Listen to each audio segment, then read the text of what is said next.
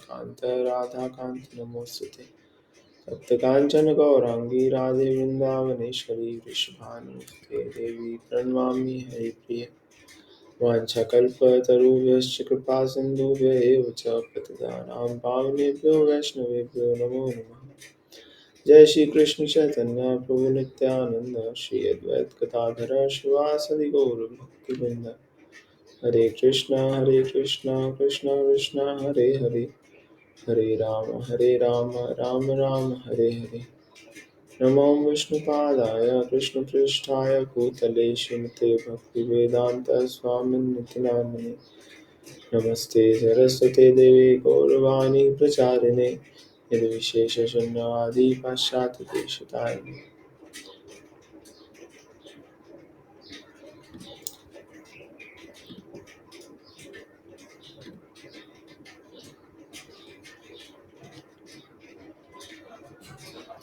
तो आज हम रीड करेंगे भगवद गीता अध्याय 10 श्लोक नंबर 18।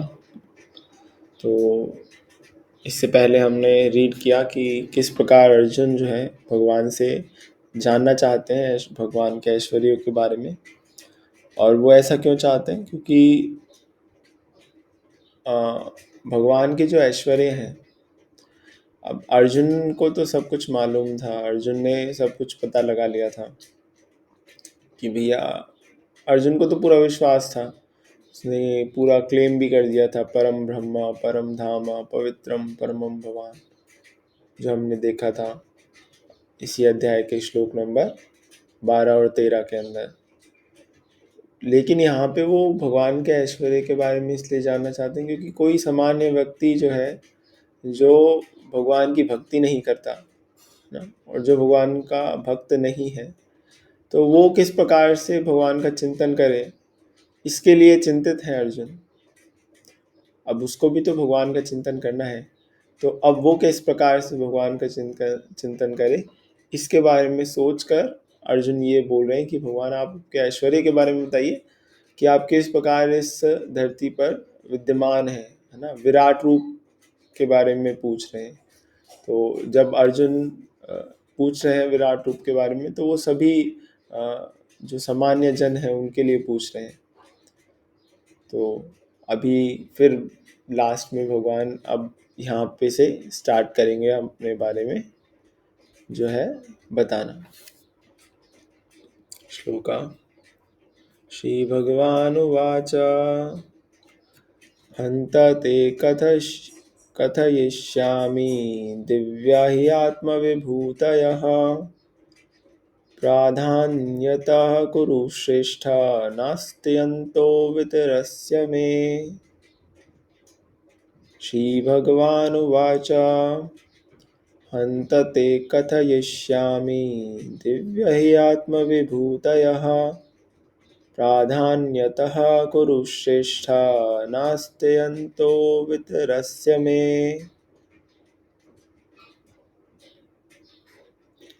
शब्दार्थ श्री भगवान वाच, श्री भगवान ने कहा, हंता हाँ, ते तुमसे, कथयिष्यामि कहूँगा, दिव्यः दैवी,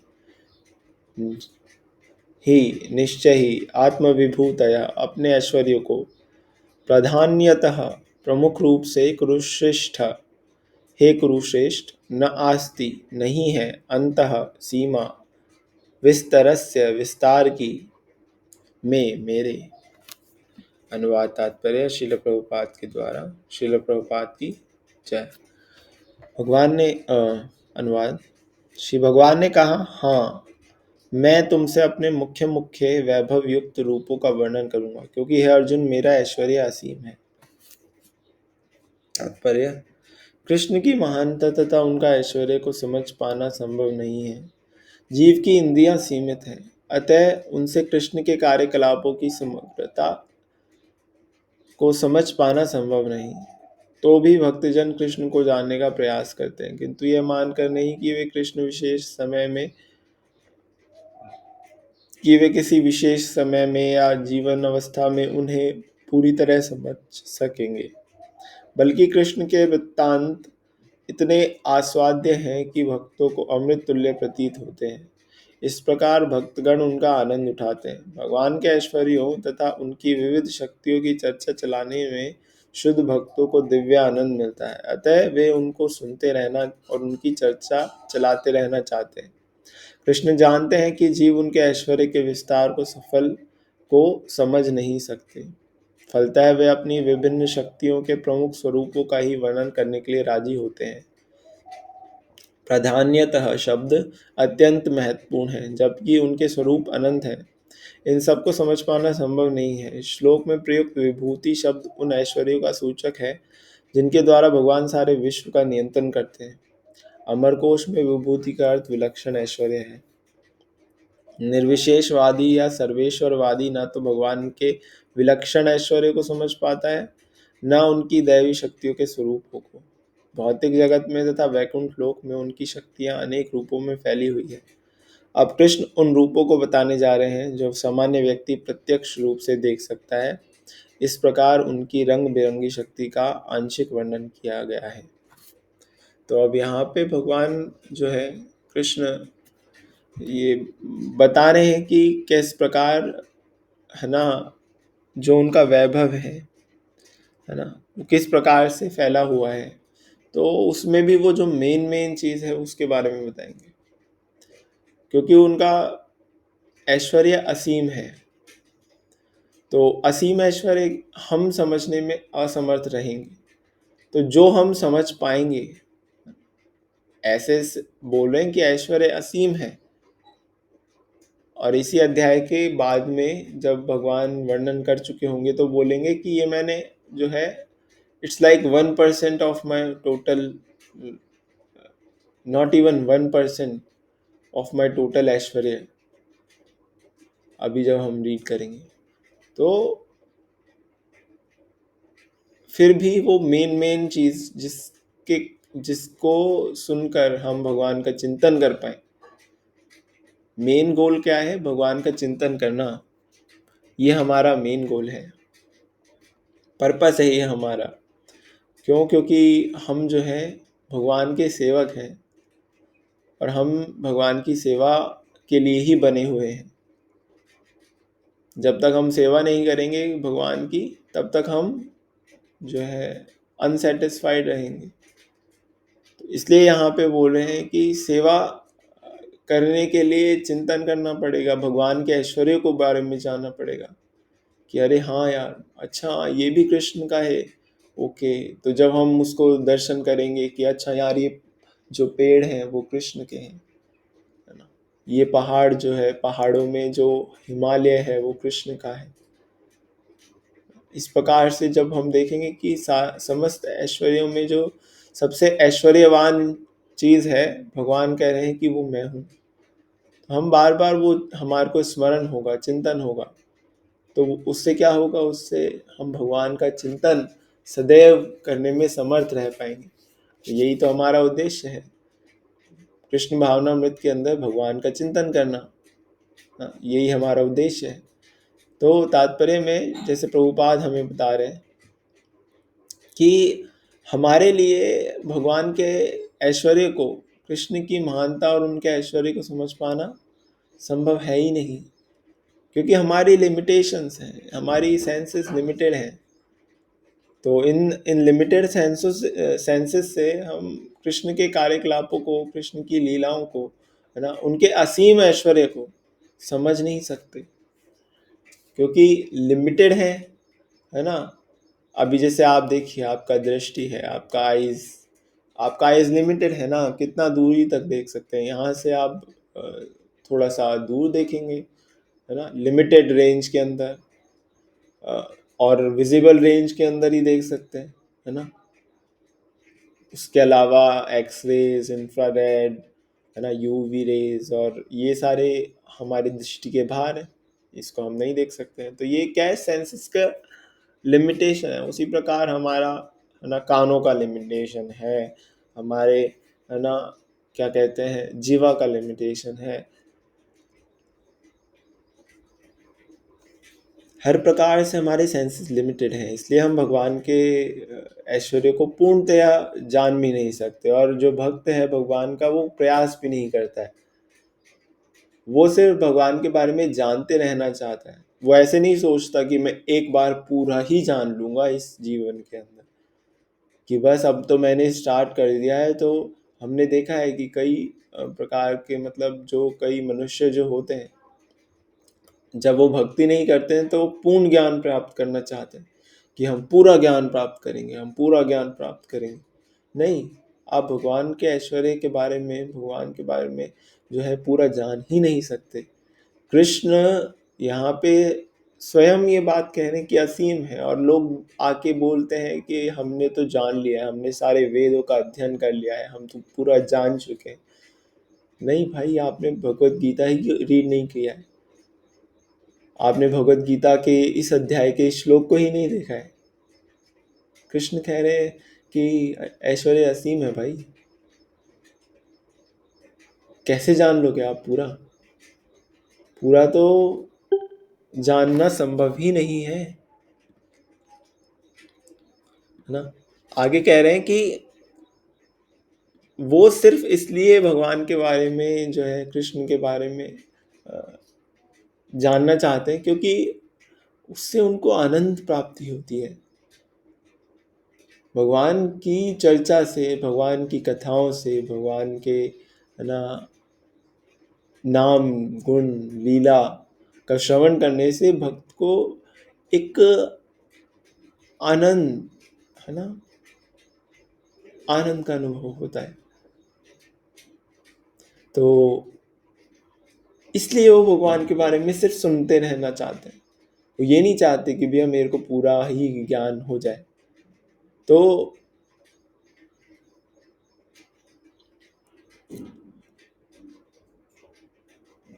इसलिए यहाँ पे जो है भगवान बता रहे हैं कि भैया मैं उन उन चीज़ों के बारे में तुमको बताऊंगा जिसको तुम समझ भी पाओ, जान भी पाओ।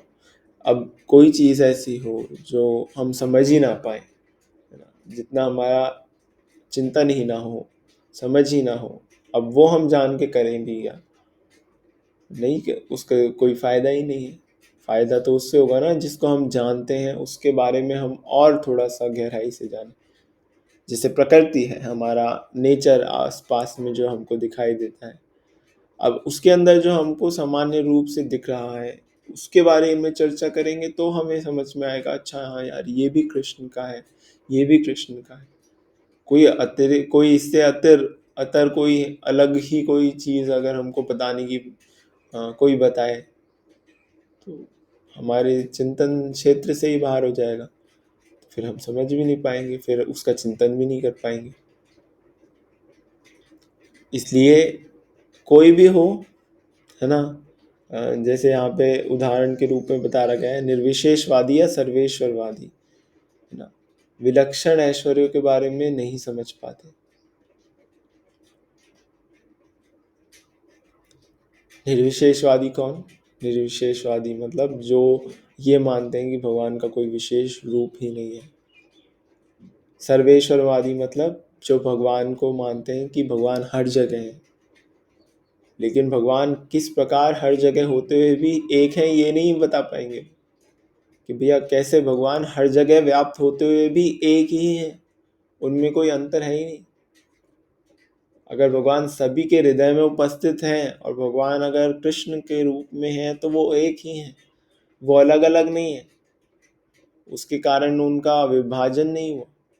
और निर्विशेषवादी तो ये मानते हैं कि भगवान का कोई विशेष रूप ही नहीं है, भगवान निराकार है ना, कोई निर्विशेषा, कोई विशेष रूप नहीं है।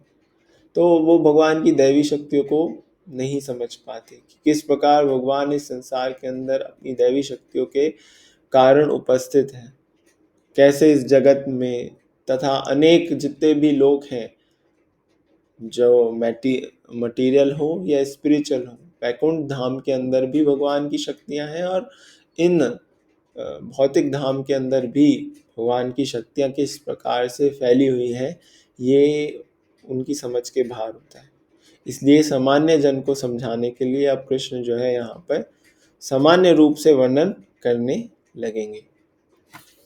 तो इस श्लोक में कृष्ण ने ये बताया। अब नेक्स्ट श्लोक पर चलते हैं।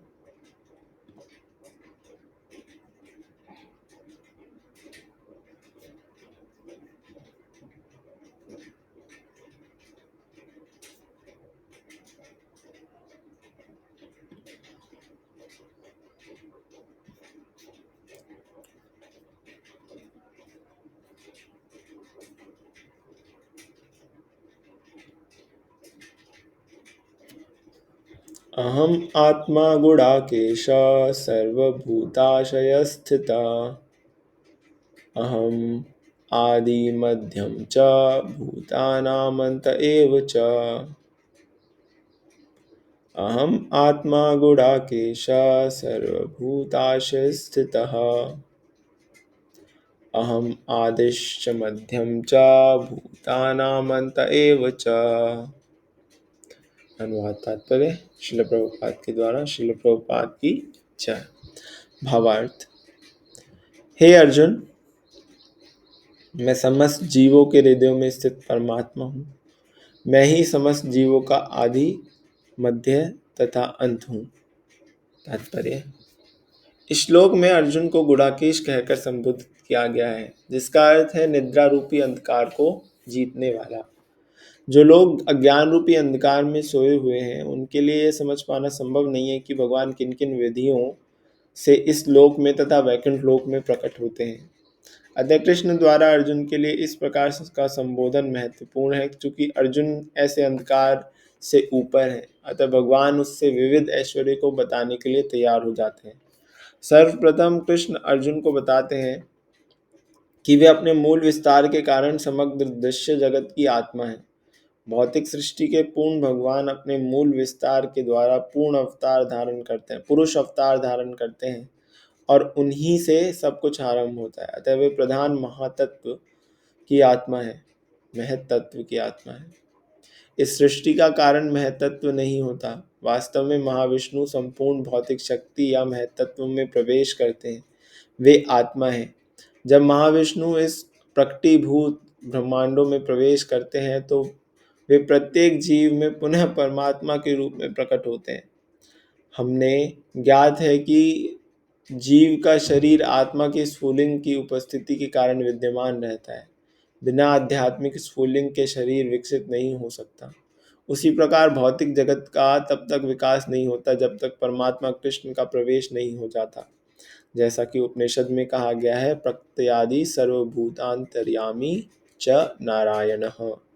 परमात्मा रूप में भगवान समस्त प्रकृतिभूत ब्रह्मांडों में विद्यमान है। श्रीमद् भागवतम में तीनों पुरुष अवतारों का वर्णन हुआ है। सातवत तंत्र में भी इसका वर्णन हुआ है। विष्णु स्तुति त्रीणि रूपाणि पुरुषाख्यो अन्यथो विदु। भगवान इस श्लोक में अपने तीनों स्वरूपों को प्रकट करते हैं। कारणो दक्षाय विष्णु, गर्भो दक्षाय विष्णु तथा क्षीरो दक्षाय विष्णु। ब्रह्म संहिता में महाविष्णु या कर्णो दक्षाय विष्णु का वर्णन मिलता है। यह कारणार्णव भजति स्म योग निंद्राम सर्व कारण कारणम। भगवान कारण कृष्ण महाविष्णु के रूप में कारणार्णव में शयन करते हैं। अतः भगवान ही इस ब्रह्मांड के आदि कारण, पालक तथा समस्त शक्ति के अवसान है। तो यहाँ पर इस प्रकार से भगवान ने स्टार्टिंग किया है कि वो सभी जीवों के स्थित हृदय में स्थित परमात्मा है, और सभी जीवों का आदि मध्य और अंत भी वही है। Starting, middle and and. अब यहाँ से ये, अब देखिए कितना अच्छा है कि पहले ही कृष्ण जो है हमें ये बता देना चाहते हैं कि किस प्रकार वो, है ना, सभी के हृदय में स्थित है। पहली चीज उन्होंने ये बताई कि भैया मैं सभी जीवों के हृदय में स्थित हूँ, और मेरे ही कारण आदि है, मध्य है और अंत है ना। स्टार्टिंग, मिडिल और एंड भी कृष्ण ही है। उसी प्रकार इस भौतिक ब्रह्मांड का आदि मध्य और अंत भी कृष्ण ही है। महतत्व क्या है? महतत्व वो तत्व है जिसके अंदर भौतिक सृष्टि का विकास होता है। लेकिन वो महतत्व के अंदर जीवन कैसे आता है? वो महतत्व के अंदर जीवन इस प्रकार आता है जब जो कारणार्णव सागर के अंदर कारण विष्णु जो शयन कर रहे हैं, जब वो अपना दृष्टिपात करते हैं तो ये संसार जो होता है चलायमान होता है। तो भगवान के प्रेजेंस के कारण ये भौतिक ब्रह्मांड चलायमान है।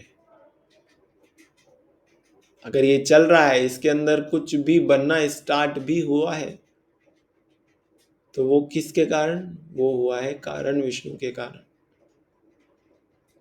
अब जैसे हमने पहले, अगर नहीं पता हो, तो 3 प्रकार के विष्णु के बारे में हम जानते हैं। भगवान कृष्ण जो है अपना विस्तार 3 पुरुष अवतार के रूप में करते हैं। एक होते हैं कर्णोदक्षाय विष्णु, दूसरे होते हैं गर्भोदक्षाय विष्णु, और तीसरे होते हैं क्षीरोदक्षाय विष्णु। इसके बारे में हमने चर्चा किया था 7th चैप्टर के अंदर, लेकिन एक बार हम फिर से संक्षिप्त रूप से इसको दोहरा देते हैं कि कर्णोदक्षाय विष्णु मतलब जो कारण सागर है। मतलब आप समझिए कि एक प्लेस है इस पूरे वर्ल्ड के अंदर, है ना, ये जो पूरा स्पिरिचुअल और मटेरियल वर्ल्ड है, तो वो पूरा जो स्पिरिचुअल वर्ल्ड के एक पार्ट के अंदर क्या है, एक ऐसा प्लेस है जहां पर महतत्व विराजमान है, फैला हुआ है। तो उस महतत्व के अंदर कौन विराजमान है? कर्णोदक्षाय विष्णु। और वो जहां पर लेटे हुए हैं उसको हम क्या कहते हैं? कारण सागर। अब देखिए, उसका नाम ही कारण सागर है और उनका नाम ही कर्णोदक्षाय विष्णु है। मतलब वो इस संपूर्ण भौतिक जगत के कारण है। उनके रोम छिद्रों से जब वो श्वास ग्रहण करते हैं और जब श्वास छोड़ते हैं, तो उनके रोम रोम से और उनके नाक से क्या होते हैं? असंख्य ब्रह्मांड निकलते हैं। और जैसे वो श्वास दोबारा से अंदर लेते हैं, वो असंख्य ब्रह्मांड फिर से उनके अंदर चले जाते हैं। सोचिए आप, मतलब ब्रह्मांड उनके रोम रोम से निकल रहे हैं, तो क्या खतरनाक होंगे वो, कि रोम से उनके ब्रह्मांड निकल जा रहा है। अभी हम चर्चा करेंगे कि गर्भोदक्षाय विष्णु, क्षीरोदक्षाय विष्णु किस प्रकार आते हैं, लेकिन आप सोचिए उनके रोम से ब्रह्मांड निकलता है। चलिए, अब ब्रह्मांड पे पहुंच गए हम। तो ब्रह्मांड पे पहुंचने के बाद वो ब्रह्मांड जो है आधा, है ना, उसके अंदर भगवान अपना दूसरा विस्तार करते हैं, गर्भोदक्षाय विष्णु। क्यों? क्योंकि अब वो इट्स लाइक अ वूम, है ना। वो ब्रह्मांड किस प्रकार है? वो एक वूम के जैसा है। तो जैसे वूम जो होता है माता का, उसके अंदर जब फर्टिलाइजेशन होता है तो जीवन उत्पन्न होता है, राइट। तो वो उस प्रकार से जो गर्भ विष्णु है, वो अपने नाभि से, है ना, उनके नेवल से एक फूल अंकुरित होता है कमल का। और उस कमल के फूल के ऊपर कौन विराजमान होते हैं? ब्रह्मा जी। मतलब जो ब्रह्मा जी हैं, उनके पिता कौन है? गर्भोदक्षाय विष्णु। तो गर्भोदक्षाय विष्णु क्या है? उनसे, मतलब उनके पिता ब्रह्मा जी के पिता हैं, लेकिन माता नहीं है ना। तो और ये सिर्फ भगवान ही कर सकते हैं, ये सिर्फ उनका ऐश्वर्य ही है। तो किस प्रकार, अब वो, और जो वो नाभि का जो नली होता है, हमारे 14 जो लोक हैं वो उस नली के अंदर है। सोचिए आप, मतलब गर्भोदक्षाय विष्णु के नाभि से एक कमल का फूल अंकुरित हुआ, और उसके ऊपर जो है ब्रह्मा जी विराजमान है। और वो जो वो छोटी सी वो नलकी जैसी जो होती है, उसके अंदर हमारे 14 ब्रह्मांड, स्वर्गलोक, भूलोक और पाताल लोक, ये सारे उसी के अंदर ही। अब ब्रह्मा जी को गर्भोदक्षाय विष्णु ने जो है आए उनके कारण। तो गर्भोदक्षाय विष्णु कौन से सागर में लेटे हुए?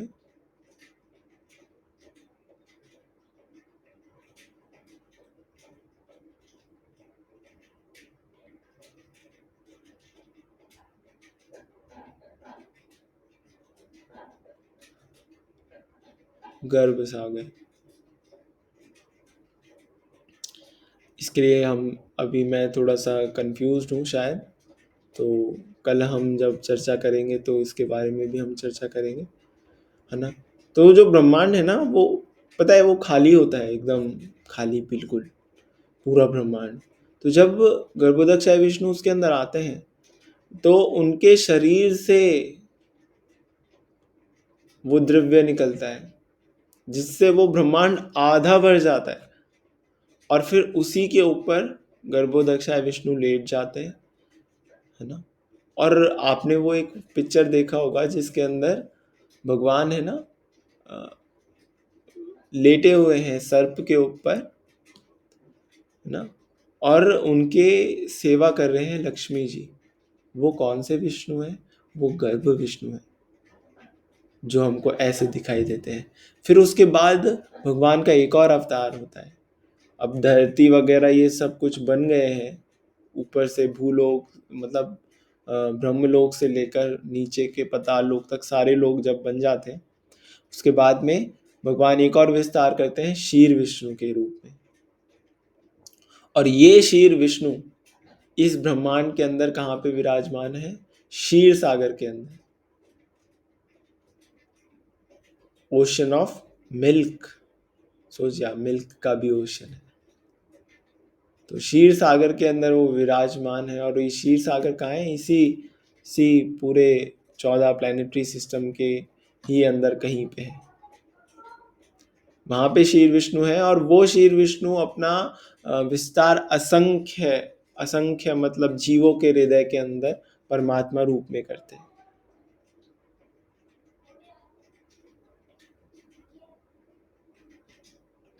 आप समझ पा रहे हैं आप कि कृष्ण का जो ऐश्वर्य है वो कितना असीम है? सोचिए, स्टार्टिंग से लेकर महतत्व जो है वो कोई नहीं है, उसके अंदर कुछ नहीं है ना। मैटर है ना वो। मैटर में आप अगर मैटर को देखेंगे तो मैटर के अंदर कोई एनर्जी नहीं, वो कुछ कर ही नहीं सकते अपने आप से, जब तक उसके अंदर एक जीवित फोर्स ना है। जिस प्रकार से हमारा शरीर है, जब तक इसके अंदर आत्मा है तब तक ये चलायमान है। जैसे ही आत्मा निकल जाती है, ये वो एक मैटर की जैसे जमीन पे पड़ा होता है। हम बोलते हैं कि यार वो चले गए। कौन चले गए यार? आप जिस शरीर के लिए हमेशा से व्यथित, चिंतित, सब कुछ थे, वो तो वहीं पे लेटा हुआ है। नहीं, आप बात कर रहे हैं जीवात्मा की। जब जीवात्मा वहां पे उपस्थित था तब तो आप शरीर शरीर शरीर करते रहे, और जब वहां से जीवात्मा चला गया तो अब आप शोक मना रहे हो कि यार जीवात्मा चला गया, ये लो शरीर का क्या करें।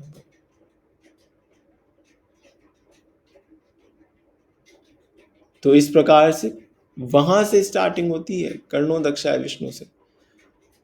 जीवन का प्रारंभ, है ना, मध्य और अंत वो पूरा कृष्ण ही है।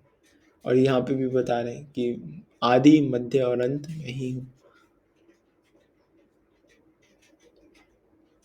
तो इस श्लोक के अंदर ये भगवान के विस्तार के का वर्णन है, पहला चीज।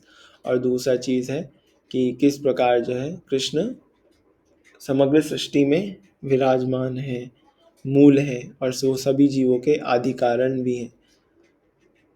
तो आज फिर हम यहीं पे ही अंत करते हैं, है ना। आई होप आपको अच्छा लगा होगा, और थैंक यू सो मच।